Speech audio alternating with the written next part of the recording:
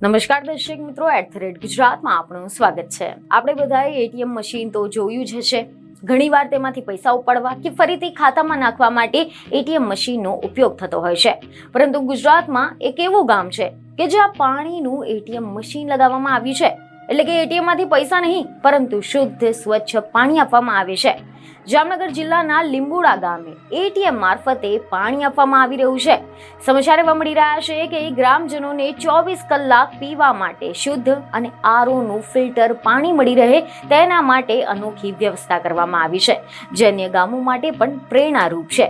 હવે આપણે આના વિશે જો ડિટેલમાં વાત કરીએ તો અહેવાલ એવા મળી રહ્યા છે કે જામનગર જિલ્લાના જોડિયા પંથકમાં દરિયાકાંઠે આવેલું લીંબુડા ગામમાં તળ કૂવાનું પાણી નબળું હોવાના કારણે ગ્રામ પંચાયત દ્વારા ઓટોમેશન સિસ્ટમ અંતર્ગત લીંબુડા ગ્રામ પંચાયત સંચાલિત આરઓ પ્લાન્ટમાં એટીએમ મશીન લગાડવામાં આવી છે, જેનાથી હવે ફક્ત 5 રૂપિયામાં 20 લીટર પાણી લોકોને આપવામાં આવી રહ્યું છે।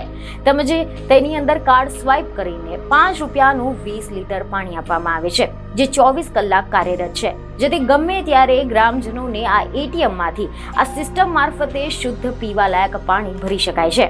જો કે અહેવાલ એવા મળી રહ્યા છે કે લીંબુડા ગામમાં લગાવેલ ગ્રામ પંચાયત દ્વારા સંચાલિત આરઓ પ્લાન્ટ એ મેન્ટેનન્સમાં એક પરિવારનું ગુજરાન પણ ચલાવે છે।